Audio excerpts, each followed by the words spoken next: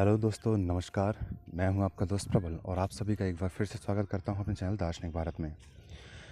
दोस्तों, आज हम पाश्चात्य दर्शन शुरू करने जा रहे हैं, यानी वेस्टर्न फिलॉसफी। और वेस्टर्न फिलॉसफी में हमारे सिलेबस के अनुसार जो सबसे पहले आता है वो है प्लेटो। तो प्लेटो का हम यहाँ आज प्रत्ययवाद पढ़ने जा रहे हैं, ठीक है।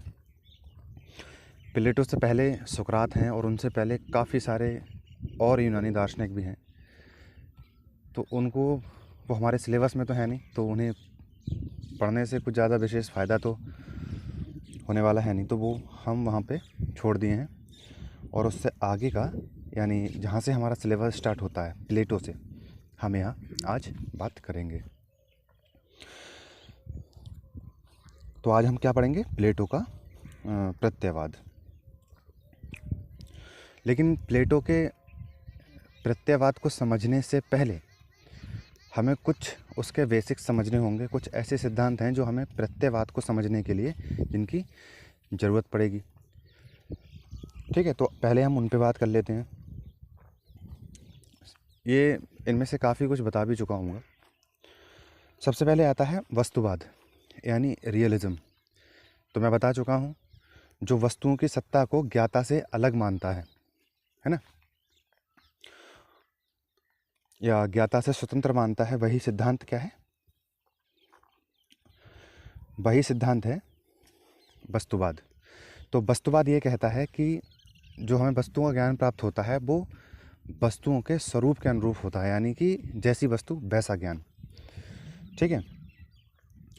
और दूसरी ओर होता है प्रत्ययवाद, यानी आइडियलिज्म। आइडियलिज्म ये कहता है कि जो वस्तु होती है वह ज्ञाता से स्वतंत्र नहीं होती, यानी वस्तु का जो ज्ञान प्राप्त होता है वह किसके अनुसार होता है? वस्तु के अनुसार नहीं होता, यानी जैसी वस्तु होती है वैसा ज्ञान नहीं होता, बल्कि जैसा ये ज्ञाता पर निर्भर है कि वस्तु का कैसा ज्ञान प्राप्त करता है, ठीक है।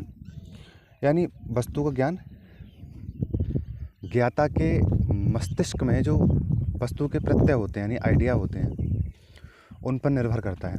इसे एक छोटे से उदाहरण समझ लेते हैं कि संसार में हम जो चीज़ें भी देखते हैं, तो उनको जो हम देखते हैं तो उनके बारे में हम कैसे जान पाते हैं? जैसे कि ये पेड़ है, हम पेड़ को देखकर हम कैसे जान पाते हैं ये पेड़ है? क्योंकि हमारे मन में उस पेड़ का एक आइडिया, यानी एक प्रत्यय होता है। तो जब हम उस वस्तु को देखते हैं तो उस प्रत्यय की सहायता से ही हम उस वस्तु को पहचान पाते हैं, ठीक है। तो वस्तु को जानने के लिए हमें किसकी ज़रूरत पड़ी? उसके आइडिया की, यानी उसके प्रत्यय की। और वो प्रत्यय किसके पास होते हैं? ज्ञाता के पास। तो वस्तु का ज्ञान कब प्राप्त हुआ? जब ज्ञाता ने उस वस्तु से जुड़े हुए प्रत्यय को याद किया, अपने मन में दोहराया, है ना। तो यहाँ वस्तु का जो ज्ञान है वो किस पर निर्भर है? ज्ञाता पर। अब ज्ञाता के मन में किस तरह का प्रत्यय है ना, वैसा ही वो वस्तु का ज्ञान प्राप्त करेगा, यानी कैसा आइडिया है, ठीक है। तो यहाँ ज्ञान जो है, वस्तु का ज्ञान किस पर निर्भर है? ज्ञाता पर, यानी ये वस्तु का ज्ञान ज्ञाता पर निर्भर है। यही सिद्धांत है प्रत्ययवाद। अब आप देख सकते हैं कि वस्तुवाद और प्रत्ययवाद एक दूसरे के कैसे हैं? परस्पर विरोधी सिद्धांत हैं, है ना। वस्तुवाद कहता है कि जो वस्तु का ज्ञान है वो वस्तु पर निर्भर है, और प्रत्ययवाद कहता है कि वस्तु का ज्ञान किस पर निर्भर है? ज्ञाता पे। आगे है अनुभववाद। तो अनुभववाद जो है, इसके आप दार्शनिक इसमें पढ़ेंगे, आप अनुभववाद में, ये आपके सिलेबस में है पूरा की पूरा। इसमें है जॉन लॉक या जॉन लॉकी, बर्कले, ह्यूम और क्वाइन। तो ये जो हैं अनुभववाद के समर्थक हैं। तो अनुभववाद में ये कहते हैं कि जो वस्तु का ज्ञान होता है वो किससे प्राप्त होता है? अनुभवों से प्राप्त होता है। यानी वस्तु का यहाँ ज्ञान से, देखिए इन सिद्धांतों में जिस ज्ञान की मैं बात कर रहा हूँ वो यथार्थ ज्ञान से, यानी वास्तविक ज्ञान से, यानी जो सच्चा ज्ञान है, सत्य ज्ञान है जो वस्तु के विषय में, ठीक है। यथार्थ ज्ञान, जिसको मैंने भारतीय दर्शन में प्रमा कहा था, मैं उसकी बात कर रहा हूँ। तो हमें वस्तुओं का वास्तविक ज्ञान किससे प्राप्त होता है? अनुभव द्वारा, ठीक है। और दूसरा है बुद्धिवाद। इसके समर्थक हैं डेकार्ट, स्पिनोजा और लाइबनिज। तो ये मानते हैं कि वस्तु का ज्ञान अनुभव से प्राप्त ना होकर किसके द्वारा प्राप्त होता है? प्रत्यय के द्वारा। ठीक है, सहज प्रत्यय जो होते हैं उनके द्वारा हमारी बुद्धि का हम प्रयोग करके वस्तु का ज्ञान प्राप्त करते हैं। अपनी बौद्धिक अंतर्दृष्टि से वस्तु का हमें ज्ञान प्राप्त होता है। तो जो बुद्धिवादी दार्शनिक हैं वो ये मानते हैं कि वस्तु का ज्ञान प्राप्त करने के लिए जिन सहज प्रत्ययों की हमें ज़रूरत होती है, प्रत्यय का अर्थ होता है आइडिया, ध्यान रखें। तो जिन सहज प्रत्ययों को प्रयोग करके हम वस्तुओं का ज्ञान बुद्धि द्वारा प्राप्त करते हैं वो हमारे पास जन्मजात होते हैं। हमारी बुद्धि में हमारे जन्म लेते हैं, वैसे ही हमारी बुद्धि में क्या होते हैं? संचित होते हैं। ठीक है, हमें उनको सीखने की ज़रूरत नहीं है, वो हमारे पास पहले से ही उपस्थित रहते हैं और उन्हीं का प्रयोग करके हम इस संसार की वस्तुओं का ज्ञान प्राप्त करते हैं। और अनुभववादी ये कहते हैं कि हम अनुभव द्वारा प्राप्त करते हैं, और वो अनुभव जो होते हैं वो जन्मजात ना होकर कैसे होते हैं? उनको हम यहीं पर इसी संसार में रहकर उनको धारण करते हैं। ठीक है, उन अनुभवों को, और उनसे ही हम वस्तुओं का ज्ञान प्राप्त करते हैं। जैसे कि छोटे बच्चों को आपने देखा होगा, छोटे बच्चे जब खेलते हैं तो वो चोट मारते हैं एक ही चीज़ से, एक खिलौने से अपने आप को चोट पहुंचाते हैं, फिर उसी खिलौने से खेलेंगे, फिर चोट पहुंचाएंगे। लेकिन जब उनको अनुभव हो जाता है इस चीज़ का कि इस खिलौने से चोट लगती है, तो वो उसी खिलौने से खेलते हैं, लेकिन कैसे? फिर उन्हें चोट नहीं लगती। ठीक है, तो वो अनुभव द्वारा इस चीज़ को सीख जाते हैं, है ना। तो अनुभव जो होते हैं वो जन्मजात ना होकर कैसे होते हैं? इसी जन्म में धारण किए जाते हैं। और उधर बुद्धिवादी कहते हैं कि ये जन्मजात होते हैं।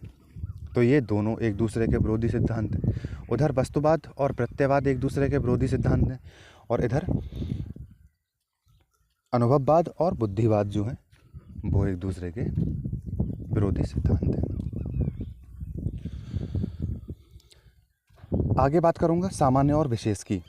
ये भी बहुत ज़रूरी है, क्योंकि प्रत्ययों को पूरी तरह से समझने के लिए मैं अभी समझाऊंगा आपको, जिनका मैं बार बार प्रयोग कर रहा हूँ, प्रत्यय शब्द ये आखिर है क्या, तो उस पर भी अभी मैं समझा दूंगा वो। उसके बाद ही हम प्रत्ययवाद पढ़ेंगे। तो पहले हम समझते हैं सामान्य और विशेष क्या होता है, यानी यूनिवर्सल एंड पर्टिकुलर क्या होता है। देखिए, सामान्य वे लक्षण होते हैं, यानी या वह तत्व होता है सामान्य जो एक ही जाति के सभी सदस्यों के अंदर पाया जाता है। यहाँ मैंने कुछ लिखने की बजाय आपको दिखाना ज़्यादा उचित समझा, और आप मुझे पता है कि आप निश्चित रूप से इसको समझ जाएंगे। आप इन 4 घोड़ों को देख रहे हैं, तो ये क्या है? ये चारों घोड़े हैं। ये चारों, आप इन चारों को आप घोड़ा कहेंगे, और जबकि इन चारों में कुछ अंतर हैं। ये काला है, ये सफ़ेद है, ये काला और सफ़ेद है, और ये स्लेटी कलर कह सकते हो, वैसा है।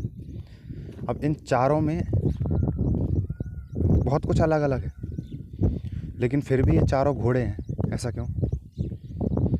या ऐसे कहें कि हम अपने मोहल्ले में तरह तरह के मकान देखते हैं। कोई ऊंचे होते हैं, कोई 1 मंजिल का होता है, कोई 2 मंजिल का होता है। सबको हम मकान ही क्यों कहते हैं, जबकि उनमें अपनी कुछ अलग अलग चीज़ें होती हैं। कोई 2 मंजिल है, कोई 1 मंजिल है ना। कोई सफ़ेद रंग का है, कोई पीले रंग का है। तो उनमें अंतर होते हुए भी उन सभी को हम मकान क्यों कह देते हैं,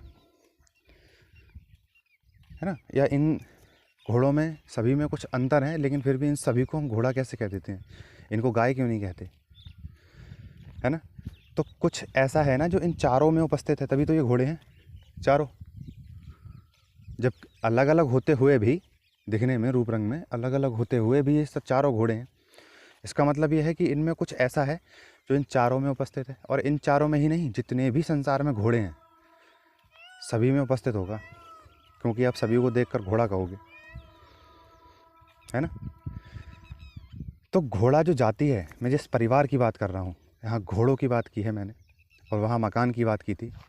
तो मकानों की एक अलग जाति हो गई और घोड़ों की एक अलग जाति या वर्ग हो गया।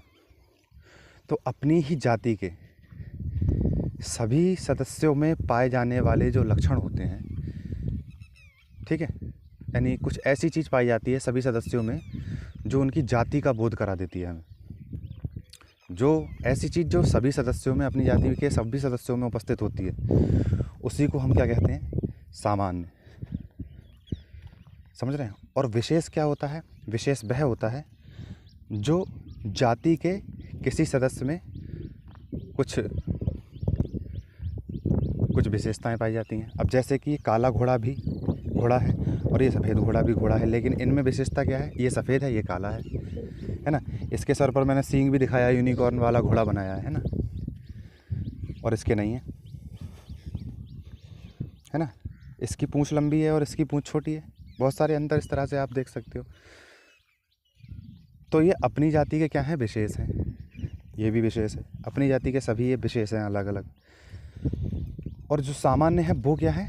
सामान्य वह है जो इन सब के अंदर उपस्थित है, ठीक है। कुछ ऐसी चीज़ जो इन्हें घोड़ा कहलवाती है, यानी जिसकी वजह से हम इनको घोड़ा कहते हैं, वो सामान्य है। हम जहाँ भी घोड़ा देखेंगे, जैसे ही हम देखेंगे, हम नहीं कहेंगे उसको ये घोड़ा है। हम जब देखेंगे अपनी आँखों से तो हमारे मन में हमें ये पता चल जाएगा कि ये घोड़ा है। तो वो कौन सी चीज़ है जो उससे घोड़ा कहलवाती है? ठीक है। तो अपने ही परिवार के सदस्यों में उपस्थित जो लक्षण होते हैं वही सामान्य है। और या जो मूल तत्व कहें हम, है ना, लक्षण ना कहकर मूल तत्व कहें, तो अपनी ही जाति के अंदर जो पाए जाने वाले अनिवार्य और सार्वभौम गुण होते हैं वही क्या हैं? वही सामान्य है। और जब सामान्य को समझ लोगे तो आपको विशेष समझने की जरूरत, तुरंत ही समझ जाओगे, विशेष भी समझाने की ज़रूरत ही नहीं है। जैसे कि किसी एक मकान की बात करूं तो वह मकान विशेष है, और जब मैं कहूं मकान तो इसका अर्थ होगा, जब मैं कहीं उल्लेख करूं, है ना, तो आप समझ जाओगे कि हाँ सभी मकानों की बात हो रही है। मैं कहूँगा घोड़े, आप जब लिखते हो तो आपके अध्यापक कहें कि घोड़े पर निबंध लिखिए, तो उसमें आप क्या क्या बातें लिखोगे? आप वे बातें लिखोगे जो संसार के सभी घोड़ों में पाई जाती हैं, है ना। अब किसी घोड़े का तो रंग काला होता है, सभी घोड़े काले नहीं होते, और किसी का रंग सफ़ेद होता है, लेकिन सभी घोड़े सफ़ेद नहीं होते। तो जब आप निबंध लिखोगे तो उसमें इन सारी चीज़ों का उल्लेख करोगे कि घोड़ों का रंग सफ़ेद, काला, लाल, भूरा, है ना। इस तरह के आप कई रंग उसमें बता दोगे जितने भी संभव हो सकते हैं, ताकि आप क्यों ऐसा कर दोगे? ताकि आप सारी चीज़ों को उसमें बता सकोगे ना, सारे गुणों का उल्लेख कर, तो आप घोड़े के बारे में सारी सामान्य बातें लिखोगे। तो वही सामान्य है जो अपनी जाति के सभी सदस्यों में उपस्थित रहता है, ठीक है।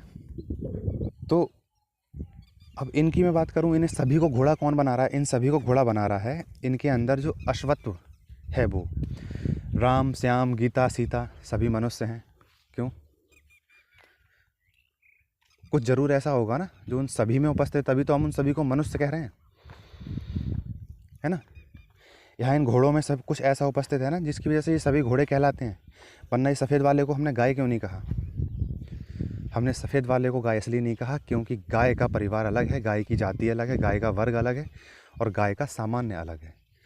हम तुरंत अंतर कर लेते हैं ना घोड़े में और गाय में, तो वो सामान्य की वजह से ही होता है। समझ रहे हैं? तो सामान्य क्या होते हैं? सामान्य वे होते हैं जो अपने परिवार या अपनी जाति के सभी सदस्यों में उपस्थित होता है, ठीक है। आगे आप समझिए प्रत्यय। आपने यदि सामान्य को समझ लिया तो प्रत्यय समझ लिया। तो प्रत्यय या आइडिया क्या है? देखिए, सभी विशेषों के अंदर, विशेष यानी हम किसी चीज़ की, जैसे घोड़े, किसी काले घोड़े को ले लें तो वो एक विशेष है, ठीक है। देखो, सामान्य की और विशेष की एक सबसे बड़ी बात ये होती है कि हम इस संसार में जिसका हम प्रत्यक्ष कर पाते हैं वो विशेष होते हैं। सामान्य जो होता है वो कभी दिखता नहीं है। जैसे कि यहाँ देख लीजिए, एक मिनट, इन घोड़ों के अंदर जो चीज़ उपस्थित है, यानी इन सबको जो घोड़ा कहलवाती है, यानी जिसकी वजह से ये सभी घोड़े हैं, वो क्या है? वो है ये अश्वत्व। इनमें उपस्थित अश्वत्व क्या क्या आप अश्वत्थ को देख पाते हो या उसे सुन पाते हो? यानी उसका आप प्रत्यक्ष कर पाते हो क्या? आप उसका प्रत्यक्ष नहीं कर पाते। और आप प्रत्यक्ष किसका करते हो? प्रत्यक्ष करते हो इन में से किसी एक का, सफ़ेद घोड़े का, काले घोड़े का। तो जिसका आप प्रत्यक्ष करते हो वो विशेष होते हैं, जिसका प्रत्यक्ष नहीं करते हो वो सामान्य होता है। ठीक है। तो प्रत्यय क्या है? प्रत्यय वह होता है जो अपनी जाति के सभी विशेषों में सामान्य रूप से उपस्थित रहता है। और कैसा होता है? सार्वभौम और अनिवार्य। सार्वभौम का अर्थ है कि आप ब्रह्मांड के किसी भी कोने में चले जाइए, वो जो सामान्य होगा वो अपने विशेष के अंदर कैसा होगा? उपस्थित होगा। तो सभी विशेषों में जो पाया जाए, ठीक है, काले घोड़े में भी जो उपस्थित है, सफ़ेद घोड़े में भी जो उपस्थित है, वही तो सामान्य है। और इस सामान्य को ही क्या कहा जाता है? प्रत्यय, आइडिया।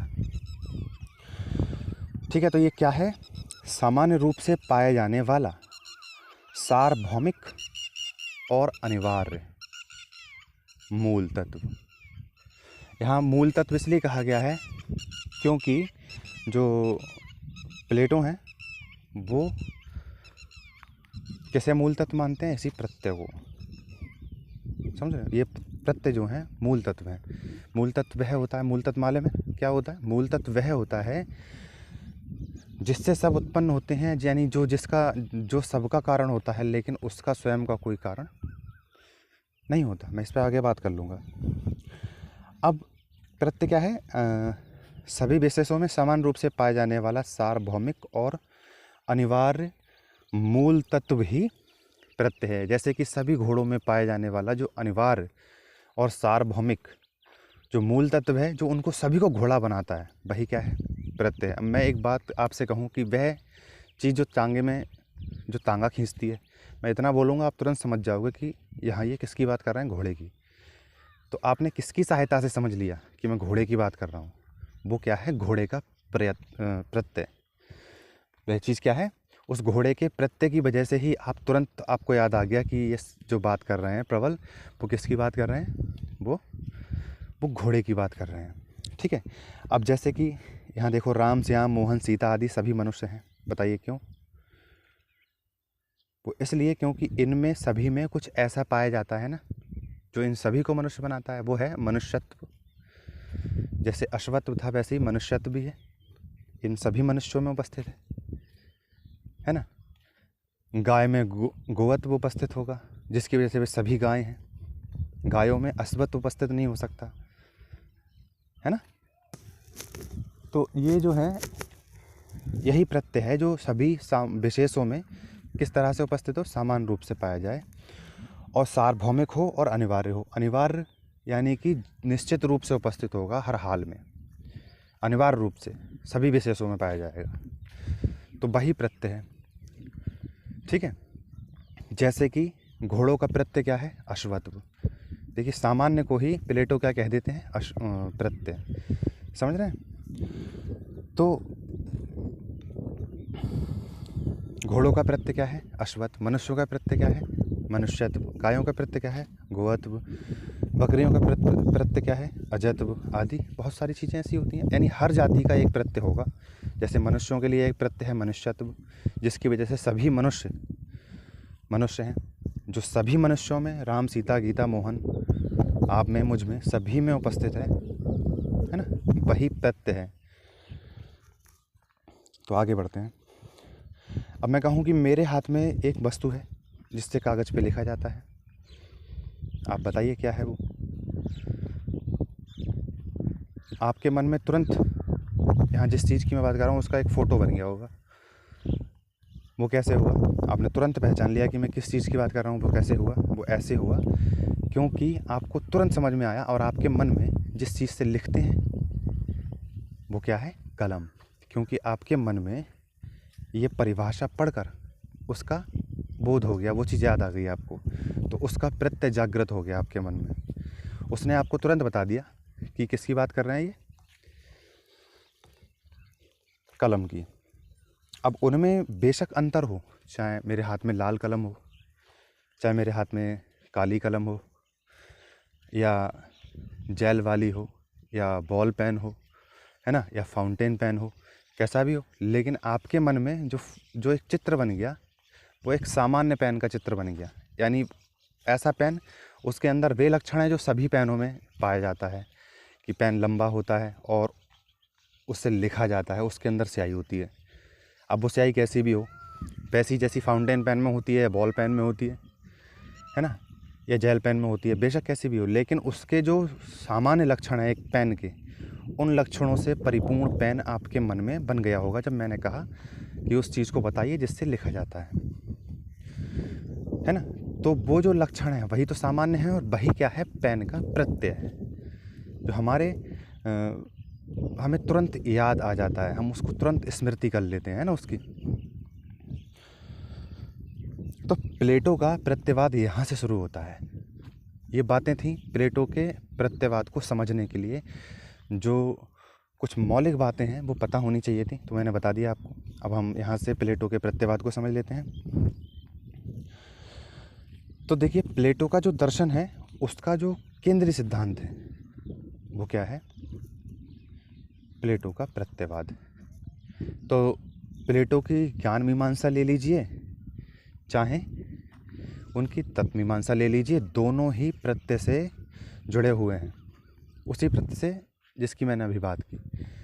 तो इसीलिए उनके जो दर्शन को क्या कहा जाता है, उनके दर्शन का जो केंद्रीय सिद्धांत है वो क्या है, प्रत्ययवाद। वो हर चीज़ की व्याख्या किसके आधार पर कर देते हैं, इसी प्रत्ययवाद की। तो इनके दर्शन का केंद्रीय सिद्धांत है, और ये मानते हैं कि जैसे अद्वैत वेदांती क्या मानते हैं कि ब्रह्म जो है वही परम तत्व है, वही मूल तत्व है, बाकी संसार में सब कुछ जो है वो क्या है, सब ब्रह्म की माया है ना। मैंने बताया था अद्वैत वेदांती ये कहते हैं कि ब्रह्म सत्यम जगत मिथ्या। तो वैसे ही ये वहाँ ब्रह्म को मूल तत्व माना जाता है, और यहाँ जो प्लेटो हैं वो किसको मूल तत्व मानते हैं, प्लेटो प्रत्यय को मूल तत्व मानते हैं। यानी कि जो भी है इस संसार में वो सब प्रत्यय की ही क्या है, फोटोकॉपी। यानी वास्तविक क्या है, वास्तविक प्रत्यय है, बाकी सब उसकी बाकी सभी उसके प्रतिबिंब हैं, या उसकी छाया हैं, या उसकी अभिव्यक्ति हैं। ठीक है, तो वो जो बाकी कुछ है, यानी इस संसार में हम जो घोड़ा देखते हैं, मैं इसको आगे भी उसका उल्लेख करूँगा, तो वो घोड़ा क्या है, वो वास्तव में जो घोड़े का प्रत्यय है उसकी क्या है, वो उसका फोटो है, उसकी छाया है, उसका प्रतिबिंब है। ठीक है, जैसे शीशे में हमारा प्रतिबिंब हमें दिखता है ना, तो ओरिजिनल हम है, और फोटोकॉपी वो है जो शीशे में दिख रही है। अब इन दोनों में से सत्य क्या है, यानी वास्तविकता कौन है। तो यहाँ मैं बता दूँ कि वास्तविकता, पूरी जो पूर्ण वास्तविकता होगी वो मैं होऊंगा, ओरिजिनल वाला मैं, और जो मेरा फ़ोटो होगा वो भी वास्तविकता है, लेकिन हम उसको पूर्ण वास्तविकता नहीं कह सकते। तो वो कैसी है, वो अधूरी वास्तविकता है या अपूर्ण वास्तविकता है। ठीक है, तो ऐसे ही जो प्लेटो हैं वो कहते हैं कि प्रत्यय ही मूल तत्व है, और इस संसार में, इस इंद्रिय जगत में हम जो भी देखते हैं वो क्या है, वो इन प्रत्ययों की ही क्या है, प्रत्ययों का ही प्रतिबिंब है। जैसे हमारा हमें शीशे में दिखता है, तो वैसे ही प्रत्ययों का जो प्रतिबिंब है वो ये सारा जगत जो है वो इनके प्रत्ययों का ही क्या है, प्रतिबिंब है, या उनकी अभिव्यक्ति है। तो ये जगत कैसा है, पूरा सत्य ना होकर कैसा है, आंशिक सत्य है या अधूरा सत्य है। तो ये जगत कैसा है, इसे अपूर्ण कहा गया है। और पूर्ण कौन है, प्रत्यय जो ओरिजिनल है ना। तो वे पूर्ण सत्य हैं या वे पूर्ण हैं, और ये कैसे हैं, ये जो जगत में सब कुछ दिखता है वो कैसा है, अपूर्ण है। प्लेटो ये भी कहते हैं कि ये जो प्रत्यय हैं वो एक अलग दुनिया में रहते हैं, उनके लिए एक अलग लोक है, जिसे कहा जाता है प्रत्यलोक। और जिसमें हम रहते हैं वो है ये इंद्रिय जगत, यानी पृथ्वी लोक, है ना, अगर हम इस धरती की बात करें तो इंद्रिय जगत जो है वो क्या है, प्रत्यलोक की। प्रत्यलोक को देखो, उन्होंने एक स्पेशल वर्ड भी उसके लिए यूज किया है, जिसके उसे कहा है कोस्मोई। कॉस्मोई जो है वो क्या है, वो जगत है जिसमें प्रत्यय निवास करते हैं, प्रत्यय रहते हैं। तो इस प्रत्यय जगत की जो फोटोकॉपी है वही ये इंद्रिय जगत जो है वही है, ठीक है। और ये कैसा है, ये इंद्रिय जगत अर्ध सत्य है, यानी आधा आधा सच कहोगे इसको। और जो पूर्ण सत्य है, और जो पूर्ण है वो कौन है, वो है प्रत्यय। क्योंकि वास्तविकता जो है वो वही हैं, उनके बगैर क्या, अब अश्वत्व के बगैर क्या अश्व होंगे, सोचने की बात है। जो अश्वत्व है वही तो उनको अश्व बनाता है, घोड़ों को। हम मनुष्यों को हम मनुष्यों को मनुष्य क्यों कहा जाता है, हम में उपस्थित लोग हमें देख कर कह देते हैं, समझ जाते हैं कि ये मनुष्य है। ऐसा क्यों होता है, क्योंकि वो हमारे अंदर जो मनुष्यत्व उपस्थित है उसकी वजह से वो हमें जान लेते हैं, है ना। तो हमारे अंदर जो प्रत्यय है सब विशेषों में जो सामान्य है, उसी की वजह से हमारा एग्जिस्टेंस है, उसी की वजह से हमारी सत्ता है। ऐसा कौन, प्लेटो कहते हैं।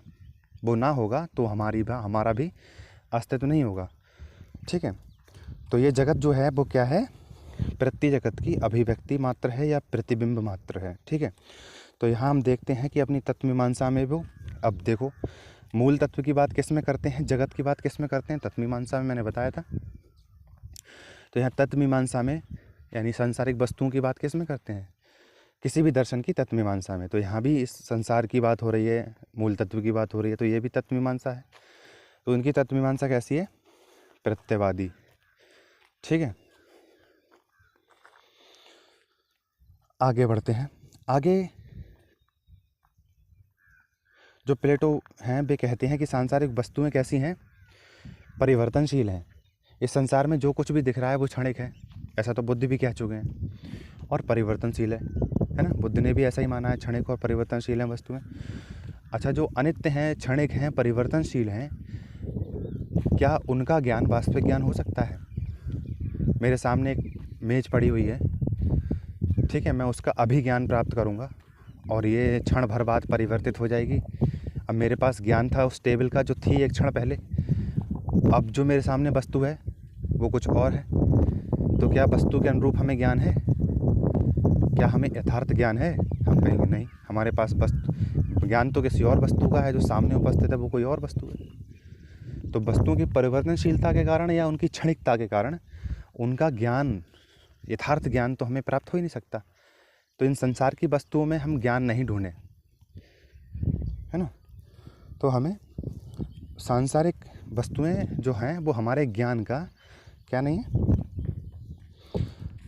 विषय नहीं है, बल्कि हमारे ज्ञान का विषय कौन है, हमारे ज्ञान का विषय वे प्रत्यय हैं जो कैसे हैं, अपरिवर्तनशील हैं। अब देखते हैं ना, घोड़े के रंग बदलते रहते हैं, तरह तरह के विशेष दुनिया भर के हैं, ठीक है, और उनमें लगातार परिवर्तन भी हो रहा है। ऐसे में अगर आप काले घोड़े का ज्ञान प्राप्त करेंगे और आपके सामने बाद में अगले दिन आ गया सफ़ेद घोड़ा, तो क्या आपको वास्तविक घोड़े का ज्ञान है इस समय जब आपके सामने सफ़ेद घोड़ा नहीं ना। विविधता है और फिर इनमें परिवर्तन भी हो रहा है। तो सांसारिक वस्तुओं में ज्ञान नहीं है, बल्कि इनका जो प्रत्यय है, अश्वत्व जो है, अगर घोड़े की बात करूं तो, या मनुष्य की बात करूं तो मनुष्यत्व जो है, आप उसका ज्ञान लीजिए। क्योंकि वह कैसा है, वह कभी बदलता नहीं है, वह सभी घोड़ों में एक जैसा ही है। सभी घोड़ों में, अपनी जाति के लिए सभी जितने भी हैं सब में एक जैसा ही प्रत्यय उपस्थित है ना। सब में एक जैसा सामान्य उपस्थित है, सब में एक जैसा ये प्रत्यय जो है वो सब उसी एक प्रत्यय की यानी अश्वत्व की ही सब छायाएं हैं। जितने भी अश्व हैं उसी के सब फोटोकॉपी हैं, उसी के सब प्रतिबिंब हैं। तो जो अश्वत्व है वो परिवर्तनशील नहीं है, देश काल से बंधा हुआ नहीं है, ठीक है। देश काल का मतलब होता है यानी कि दिक् काल कह लो, यानी स्पेस टाइम, यानी समय और स्थान से वो बंधा हुआ नहीं है। वो अपरिवर्तनीय है, सार्वभौमिक है, संसार में कहीं भी, पूरे ब्रह्मांड में कहीं भी चले जाइए वो परिवर्तित नहीं होने वाला, और नित्य है यानी स्थायी है। तो इसलिए हमारे ज्ञान के वास्तविक विषय वही हैं, ठीक है। ये जो चेंज हो रही हैं लगातार, जो बदल रही हैं, ये ऐसी वस्तुएं हमारे ज्ञान का विषय नहीं हो सकती।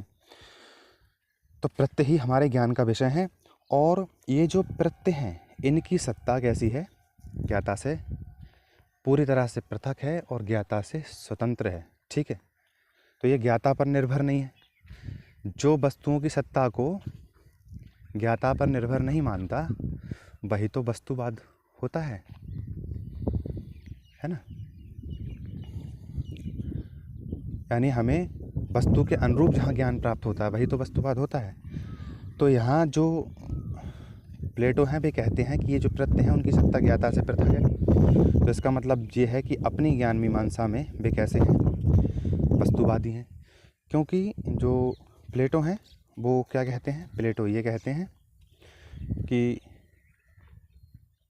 हमें प्रत्ययों के अनुरूप ही ज्ञान प्राप्त होता है, प्रत्ययों की सत्ता ज्ञाता से पृथक है और प्रत्ययों के अनुरूप ही हमें वस्तु का ज्ञान प्राप्त होता है। तो ये क्या है, वस्तुवाद है। ये बात समझ में आ गई होगी, नहीं आई हो तो वीडियो को शुरू में ले जाओ जहाँ मैंने वस्तुवाद बताया है, वहाँ आप देखें एक बार फिर से, आपको समझ में आ जाएगा। आगे कहते हैं कि यह प्रत्यय सामान्य के रूप में विशेषों में प्रतिबिंबित होते हैं। यानी कि जितने भी विशेष हैं वो क्या हैं, प्रतिबिंब हैं किसके, इसी प्रत्यय के। जैसे कि जितने घोड़े हैं वो प्रतिबिंब हैं प्लेटो के अनुसार, या उनकी छाया प्रति हैं किसकी, अश्वत्व की, जो उनका प्रत्यय है उसकी। और इन प्रत्ययों के कारण हम ही वस्तुओं को पहचान पाते हैं और उनमें अंतर कर पाते हैं और उनको हम वर्गीकृत या उनका हम वर्ग बना पाते हैं। जैसे कि हम देखते हैं घोड़े, अब घोड़ों को देखकर हम पहचान लेते हैं कि ये घोड़ा है। क्यों, क्योंकि उनके अंदर क्या है, एक ऐसी चीज़ है जो कभी बदलती नहीं, अश्वत्व। उस अश्वत्व के कारण हम उस घोड़े को हम पहचान लेते हैं। अब हम जानते हैं कि गायों के लिए एक अलग प्रत्यय है जो है गोत्व, उससे हम गायों को पहचान लेते हैं। तो घोड़े को हम गायों से अलग कर सकते हैं, ये गाय नहीं है, ये क्या है, ये घोड़ा है। किसकी वजह से, प्रत्यय की वजह से ही।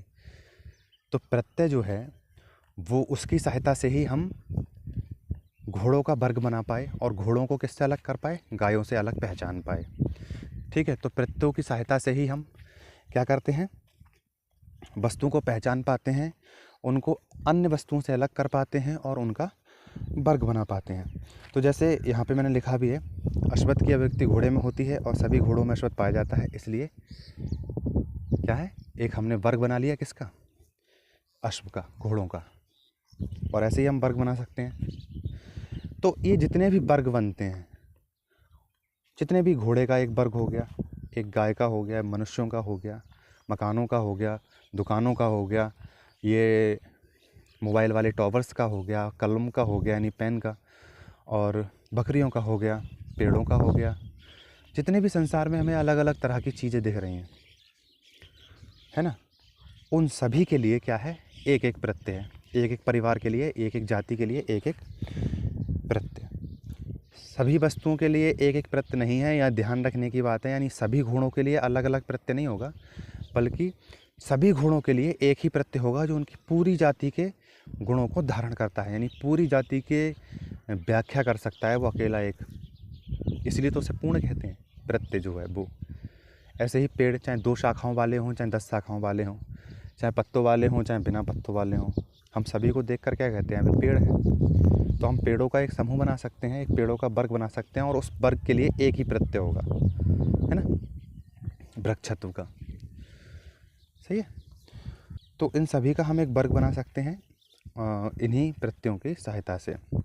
प्रत्येक वर्ग के लिए एक प्रत्यय होता है और वो अपनी जाति के सभी सदस्यों की पूरी व्याख्या कर देता है अकेला, है ना, इसीलिए उसको पूर्ण कहा जाता है। और ये जो जाति के सदस्य होते हैं ये कैसे होते हैं, ये पूर्ण नहीं होते। ठीक है, तो ये प्रत्यय एक वर्ग या एक जाति के सभी सदस्यों को परिभाषित करते हैं, इसीलिए ये प्रत्यय कैसे हैं, पूर्ण हैं। जबकि इनके प्रतिरूप कैसे होते हैं, इनके प्रतिरूप कौन होंगे, जैसे अश्वत्थ एक प्रत्यय है, उसका प्रतिरूप कौन है, ये घोड़े, उनका फोटोकॉपी है। अब एक बात बहुत ध्यान से समझिए कि ये जो प्रत्यय हैं, जैसे अश्वत्व की मैं बात करूं तो प्लेटो कहते हैं कि ऐसा मत समझना कि ये तुम्हारे केवल दिमाग में ही है, समझ रहे हो। अश्वत्व जो है हमें दिखता तो नहीं है क्योंकि वो सामान्य है, हमें दिखते तो ये सारे घोड़े हैं जो विशेष हैं, है ना, काला घोड़ा, लाल घोड़ा, सफ़ेद घोड़ा। तो प्रत्यय जो है यानी अश्वत्व जो है जैसे यहाँ अश्व का उदाहरण लिया तो अश्वत्व जो है, ऐसा नहीं है कि आपको घोड़े दिख रहे हैं और अश्वत्व नहीं दिख रहा है तो आप ये समझो कि उसकी वास्तविक सत्ता ही नहीं है। किसकी? अश्वत्व की। वे कहते हैं कि जैसे घोड़े आपको नज़र आ रहे हैं ना इस जगत में, इससे भी अधिक सत्य रूप में कौन रहता है? प्रत्यय, यानी अश्वत्व रहता होगा। किस लोक में? प्रत्यय लोक में, कॉस्मोई में। तो ये दोनों अलग हैं, अश्वत्व और अश्व, ये दोनों एक दूसरे से कैसे हैं? अलग हैं, और दोनों अलग अलग जगह पे रहते हैं। घोड़े रहते हैं इस इंद्रिय जगत में और प्रत्यय रहते हैं उस प्रत्यलोक या कॉस्मोई में, और इन दोनों की अलग अलग सत्ता है। ठीक है, इन दोनों में वास्तविक कौन है? अश्वत्व, यानी जो प्रत्यय हैं वही वास्तविक हैं, और जो हमें ये दिख रहा है इस जगत में, जो घोड़े हम देखते हैं वो पूरी तरह से वास्तविक नहीं है। लेकिन उन्हें अवास्तविक नहीं कह सकते, उन्हें असत्य नहीं कह सकते, वो अर्ध सत्य कहा जाता है, उनको अर्ध सत्य माना जाता है, यानी अर्ध वास्तविक माना जाता है। ठीक है, उनकी सत्ता है भी और नहीं भी। ठीक है, तो प्लेटो के ये जो प्रत्यय हैं, प्लेटो के ये प्रत्यय इंद्रियातीत जगत यानी कॉस्मोई में निवास करते हैं, इसलिए इनको अनुभव द्वारा नहीं जाना जा सकता। इन प्रत्ययों को केवल हम किससे जान सकते हैं? अपनी बुद्धि से। तो इसका मतलब क्या है? यहाँ बुद्धि से समझने की बात कर रहे हैं, तो इसका मतलब क्या है? प्लेटो कैसे हुए? बुद्धिवादी, है ना। तो प्लेटो प्रत्ययवादी और बुद्धिवादी अब दोनों हो गए, क्योंकि प्रत्ययों को मानते हैं तो प्रत्ययवादी कहे जाएंगे, और अब कह रहे हैं कि प्रत्ययों का ज्ञान किससे होगा? बुद्धि से। तो अब कैसे हो गए? बुद्धिवादी भी हो गए। तो ध्यान रखें कि प्लेटो जो हैं वो बुद्धिवादी और प्रत्ययवादी हैं। ठीक है, हम केवल बौद्धिक अंतर्दृष्टि से ही हम इन प्रत्ययों को जान सकते हैं। अब यह प्रश्न उठता है कि ये तो ठीक है कि हम संसार में देखते हैं तो हमारे मन में एक प्रत्यय आता है, ठीक है, और उस प्रत्यय की सहायता से हम सभी चीज़ों को पहचान लेते हैं। जैसे घोड़ों को देखकर जो अश्वत्व का प्रत्यय होता है वो हमारी बुद्धि में आ जाता है और हम तुरंत पहचान लेते हैं। ठीक है, अब ये तो बात सही है। अब बात ये है कि हमें उन प्रत्ययों का ज्ञान कैसे हुआ? हम घोड़े को देखकर, ठीक है, हमने घोड़े को देखकर हमने पहचान लिया कि ये घोड़ा है, यानी हमने अश्वत्व के कारण तो ये हमने उसे पहचान लिया, हमने प्लेटो की बात मान ली। लेकिन बात ये आती है कि हमें उस प्रत्यय का ज्ञान कैसे हुआ, उस अश्वत्व का।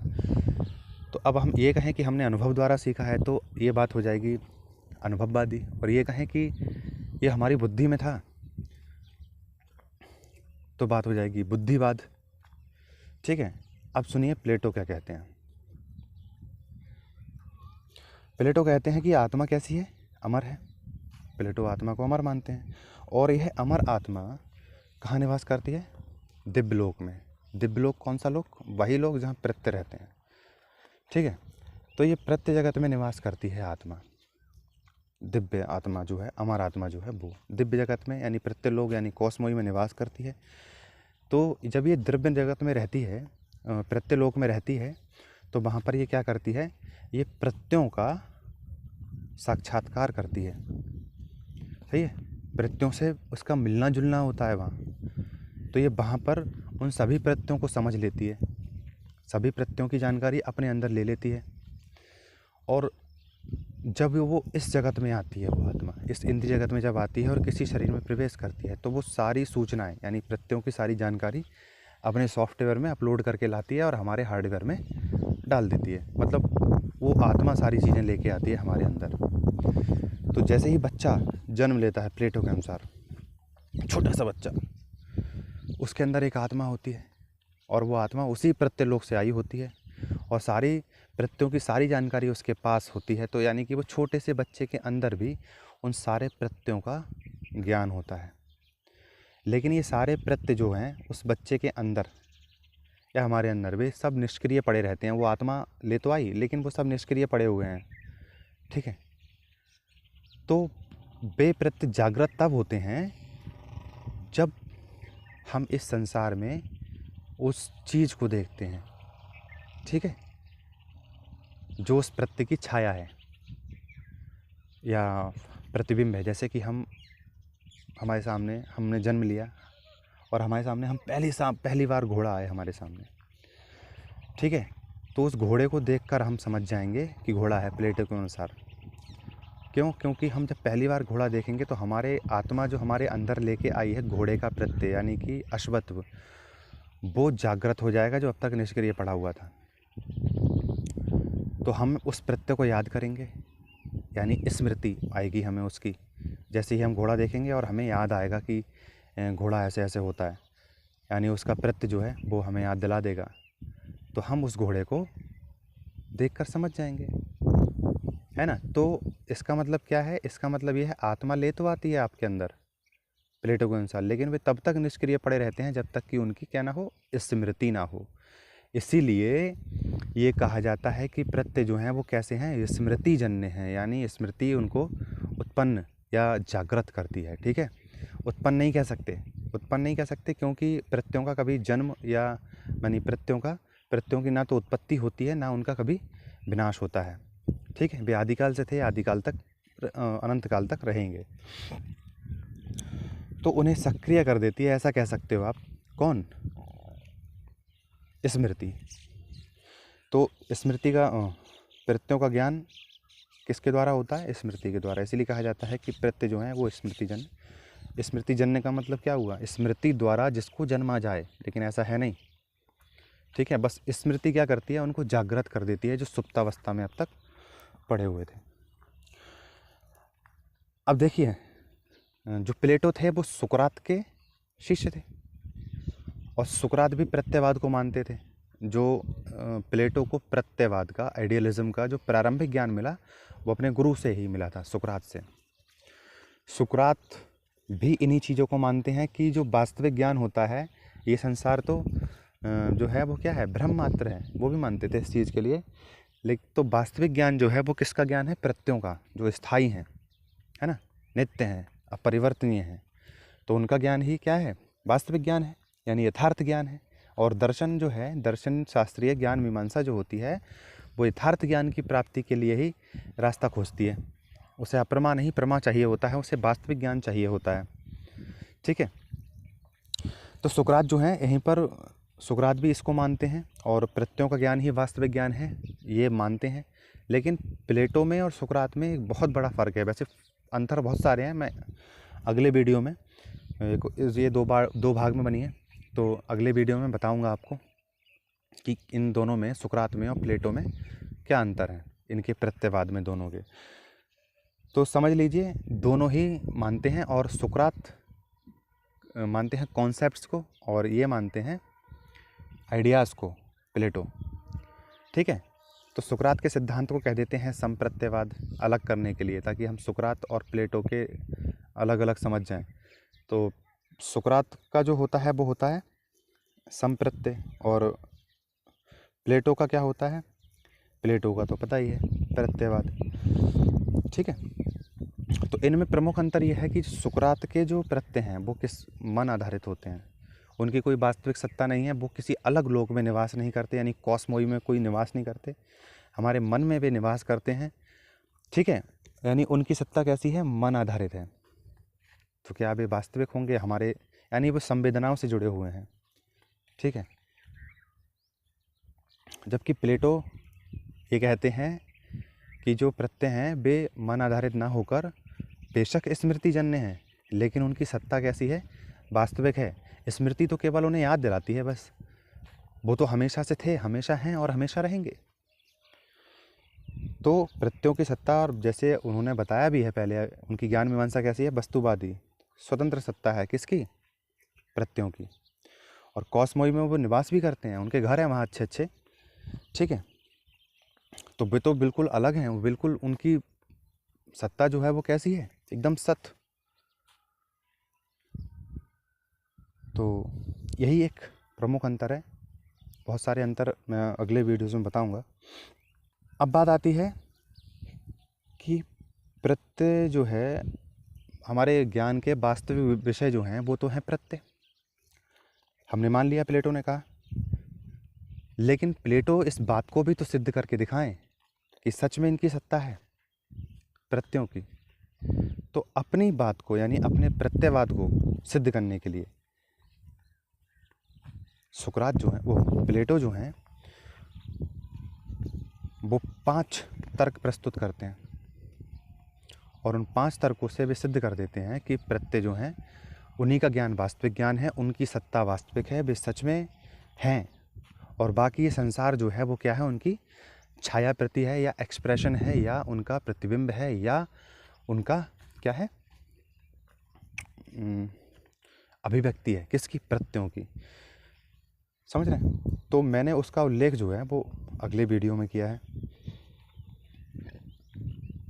तो ये बहुत ज़्यादा इम्पोर्टेंट है, बहुत बहुत बहुत बहुत, कितना बहुत बताऊँ, बहुत ज़्यादा। ठीक है, तो इसको तो तैयार करना ही है।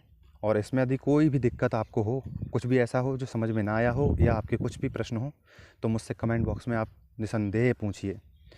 ठीक है, मैं उनका निश्चित रूप से जवाब दूंगा। मैं आपके सारे कमेंट्स देखता हूँ, सबको पढ़ता हूँ और उनको रिप्लाई भी करता हूँ। ठीक है, तो ये वीडियो दूसरा जो है, इसका दूसरा भाग जो है ज़्यादा इंतज़ार नहीं करवाऊँगा, तुरंत डालूँगा जल्दी से जल्दी जैसे ही समय मिलेगा। और तब तक के लिए आप जुड़े रहिए दार्शनिक भारत से। वीडियो अच्छा लगा हो तो लाइक, कमेंट और शेयर करिएगा। ठीक है, देखने के लिए आप सभी का बहुत धन्यवाद।